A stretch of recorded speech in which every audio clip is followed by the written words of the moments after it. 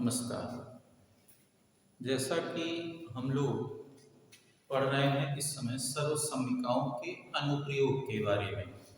तो हम लोगों ने पिछले वीडियो में एक सर्वसम्मिका जो a प्लस बी के होल स्क्वायर की थी उसको हमने समझा था, उसके अनुप्रयोग के बारे में हमने समझा था कि a प्लस बी का होल स्क्वायर का अनुप्रयोग कहाँ कहाँ किया जाता है या कैसे उसका उपयोग हम करते हैं। आज हम लोग एक दूसरी सर्वसम्मिका को समझेंगे जो है a माइनस बी के होल स्क्वायर के बारे में। तो आइए, हमारी आज की क्लास क्या है? सर्वसम्मिकाओं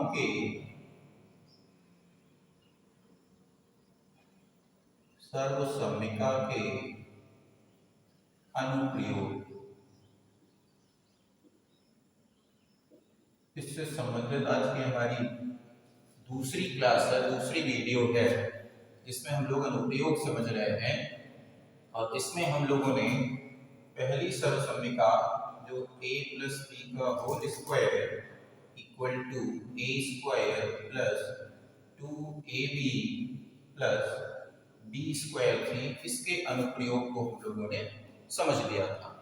आज हम लोग एक दूसरी सर्वसम्मिका जो है a माइनस बी का whole square equal to a square minus 2ab plus b square, इसके अनुप्रयोग के बारे में आज हम लोग बात करेंगे।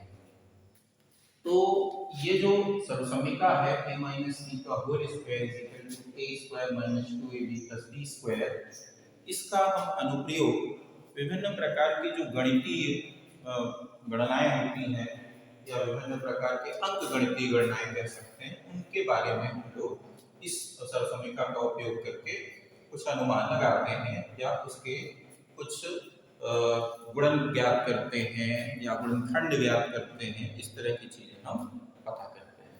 तो एक्चुअल में देखिए, जैसे हमारे पास उदाहरण के द्वारा समझेंगे, हमारे पास एक संख्या है 99, इसका स्क्वायर करना है। तो अगर 99 का स्क्वायर हमें करना है तो 99 में 99 का मल्टीप्लाई करना पड़ेगा, और 99 में 99 का मल्टीप्लाई करने के लिए थोड़ा सा समय लगेगा। तो उस प्रक्रिया को आसान बनाने के लिए, सरल बनाने के लिए हम जाएंगे इस सर्वसम्मिका की शरण में। ये सर्वसम्मिका हमें ये जो 99 का स्क्वायर है इसकी गणना को आसान करके देगी। कैसे? देखिए, 99 को हम क्या लिख सकते हैं? 99 को लिख सकते हैं 100 माइनस 1 लिख सकते हैं। 100 में 1 को माइनस करेंगे तो कितना आता है? 99 आता है। अर्थात हम 99 को क्या लिखेंगे? 100 माइनस 1 लिखेंगे। तो 100 में 1 माइनस किया, 99 के इक्वल है, होल स्क्वायर है, तो इसको होल स्क्वायर लगा दिया। अब आप अगर देखें, ये जो हमने पद लिखा है ये कुछ इस तरह का पद बन गया है, a माइनस बी के होल स्क्वायर के पद में ये परिवर्तित हो चुका है। तो अगर ये इसके पद में परिवर्तित हो गया है तो ये जिसके बराबर है, यानी a square minus 2ab plus b square, वो चीज इस पर हम क्या करते हैं? अप्लाई कर सकते हैं। तो देखिए क्या होता है, a माइनस b के होल स्क्वायर का मान a square minus 2ab plus b square, यानी प्रथम पद का वर्ग माइनस 2 इंटू प्रथम पद इंटू द्वितीय पद प्लस द्वितीय पद का स्क्वायर। यानी ये हमारा पहला पद है, ये किसके इक्वल है? a के, और ये दूसरा पद है, ये किसके इक्वल है? b के। तो अगर हम इसको लिखेंगे a का स्क्वायर, a क्या है? 100 है, तो हम क्या लिख देंगे? 100 का स्क्वायर लिख देंगे। फिर क्या होता है? माइनस होता है, माइनस लगाया, फिर 2 है, फिर 2 लिखा, a इंटू बी है, a क्या है? 100 है, और इंटू b क्या है? 1 है, इसका मल्टीप्लाई किया, फिर आगे प्लस है तो प्लस लगाया, फिर b स्क्वायर, b क्या है? 1 है, तो इस 1 का स्क्वायर कर दिया। तो अब आप देखिए 100 का स्क्वायर करना बहुत आसान है, आपको मल्टीप्लाई करने की भी जरूरत नहीं है, बस क्या लिखना है? 1 लिखना है, इसके आगे 2 जीरो है, उसको डबल कर देना है, यानी 4 जीरो लगा देना है। तो ये हमारा क्या हो जाएगा? 100 का स्क्वायर हो गया, माइनस इनका मल्टीप्लाई करेंगे तो ये कितना आएगा? 200। 2 में 100 का मल्टीप्लाई 200, इसमें 1 का मल्टीप्लाई 200 होगा प्लस ये 1 है तो ये क्या हो जाएगा 1 का स्क्वायर 1 ही आएगा। अब इन दोनों को ऐड करना है क्योंकि ये भी पॉजिटिव है ये भी पॉजिटिव धनात्मक संख्याओं को एक साथ ऐड कर लेते हैं। ये बन जाएगा 1 0 0 0 1 और इसमें माइनस हो जाएगा 200। तो इसको माइनस अगर हम करेंगे तो आप देखिए ये 1 आएगा फिर यहाँ 0 आएगा फिर यहाँ पे 10 से 2 माइनस होगा 8 आएगा फिर उसके बाद यहाँ क्या बचेगा 9 बचेगा। तो 9 8 0 1 ये 99 के स्क्वायर के इक्वल होगा। तो इस तरीके से हम इस सर्वसमीका का उपयोग करके 99 स्क्वायर का मान बिना गुणा किए ज्ञात कर सकते हैं। बिना इनको मल्टीप्लाई किए हम इसका मान पता कर सकते हैं। ठीक है, तो ये तरीका है जिसके आधार पर हम सर्वसमीका के अनुप्रयोग से बिना गुणा किए ही 99 के स्क्वायर का मान पता कर सकते हैं। ऐसे ही हमारे पास कुछ और भी संख्याएं हैं जिससे सपोज करते हैं हमारे पास है 49 का स्क्वायर। अगर इसे हमें पता करना है तो भी हम इसी सर्वसमीका का अनुप्रयोग करेंगे। कैसे करेंगे, हम इसको क्या लिख सकते हैं 49 को 50 माइनस 1 लिख सकते हैं और इसका स्क्वायर लगा दिया। अब आप देखिए ये फिर से a माइनस b के पद के फॉर्म में बन गया है, इसी के रूप में आ गया है। तो और यहाँ पर ये हमारा a है और ये हमारा b है, यानी पहला पद a बोला जाएगा माइनस दूसरा पद b बोला जाएगा। तो a माइनस b के होल स्क्वायर का फार्मूला क्या होता है a square minus 2ab plus b square.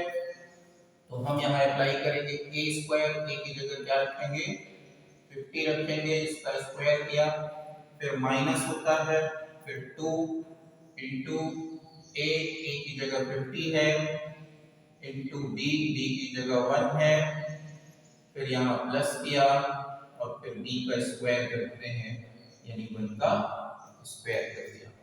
अब ये 50 का स्क्वायर निकालना फिर से बहुत इजी है, 5 का 5 में मल्टीप्लाई 25 और जो 0 है उनको डबल कर देते हैं यानी 2 0 लगा देंगे और इसका मल्टीप्लाई करेंगे कितना आएगा 100 आएगा। 50 में 2 का मल्टीप्लाई 100 और उसमें 1 का मल्टीप्लाई 100 ही होगा और ये प्लस 1 का स्क्वायर 1 ही आता है। अब क्या करेंगे, ये धनात्मक संख्या ये धनात्मक संख्या इनको एक साथ ऐड किया 2501 हो गया, इसमें से 100 को माइनस कर देंगे क्या आएगा 1 आएगा फिर यहाँ 0 से 0 माइनस हुआ 0 ही आया, 5 से 1 माइनस हुआ 4 आया और यहाँ 2 भी आ गया। तो ये हो जाएगा 2401, ये हमारा 49 का स्क्वायर आ जाएगा। तो ये सर्वसमीका का उपयोग हम इस सर्वसमीका के द्वारा बिना गुणा किए इन मानों को प्राप्त कर लेते हैं। आप भी पता लगाएंगे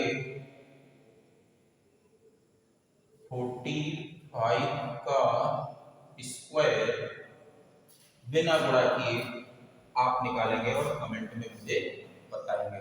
तो इस तरीके से इन सर्वसमीकाओं का हम अनुप्रयोग करते हैं और इनके अनुप्रयोग से हम जो बड़ी गणनाएं होती हैं, जो कठिन गणनाएं होती हैं, उनको सरल तरीके से आसान तरीके से कर पाते हैं सर्वसमीकाओं के अनुप्रयोग द्वारा। तो सर्वसमीकाएं बेसिकली हमें गणनाओं को सरल बनाने में उपयोगी साबित होती हैं। ऐसे ही तमाम तरह के गुणनखंड भी जो होते हैं उन गुणनखंडों को भी आसानी से हम सर्वसमीका के उपयोग द्वारा कर सकते हैं। तो देखिए चीजें बहुत आसान हैं, बहुत डिफिकल्ट नहीं है, बहुत कठिन नहीं है, सिर्फ जरूरत होती है कि हम उनका अभ्यास करते रहें। अगर हम अभ्यास नहीं करेंगे तो चीजें हमें कठिन दिखाई देंगी। जब तक हम किसी चीज को करते नहीं हैं तब तक उसकी समस्याओं के बारे में, उसकी कठिनाइयों के बारे में हमें मालूम नहीं होता है। हमें दूर से हर चीज़ बहुत कठिन लगती है, पर जब हम चीज़ों को करने लगते हैं तो धीरे धीरे वही चीज़ें हमारे लिए आसान हो जाती हैं। उदाहरण के लिए जैसे आप खुद सोच के देखिए कि आपने जब साइकिल चलाना सीखा होगा, तब प्रारंभिक दौर में आप बिना जब देखते रहे होंगे साइकिल चलाते हुए किसी को, तो आपको ये लगता रहा होगा कि बिना दो पहिए में कैसे, मतलब पहिए दो ही हैं, कैसे ये साइकिल सीधी चलती है बिना गिरे हुए, मैं तो नहीं चला पाऊंगा, बहुत कठिन होगा। फिर धीरे धीरे आपने उसका अभ्यास किया और उस अभ्यास के द्वारा धीरे धीरे धीरे आप इतने परफेक्ट हो गए कि अब साइकिल पर स्टंट भी आप कर पा रहे होंगे। ऐसे करते फिलहाल करना नहीं चाहिए, ये गलत है, परंतु फिर भी मतलब ये धीरे धीरे अभ्यास के द्वारा आपने अर्जित कर लिया। तो जब ऐसी चीजें आप करके आपके पास स्वयं इस तरह का अनुभव है, तो उसी अनुभव का उपयोग करिए और उपयोग करके इन चीजों को जो हमें देखने में कठिन लगती हैं, उनको अभ्यास के द्वारा आप अपने जीवन में धीरे धीरे सरल बना सकते हैं, आसान बना सकते हैं। तो अभ्यास करते रहिए, इनका हमारा वीडियो देखते रहिए, आपको आगे और भी सर्वसम्यिकाओं के अनुप्रयोग के बारे में बताया जाए।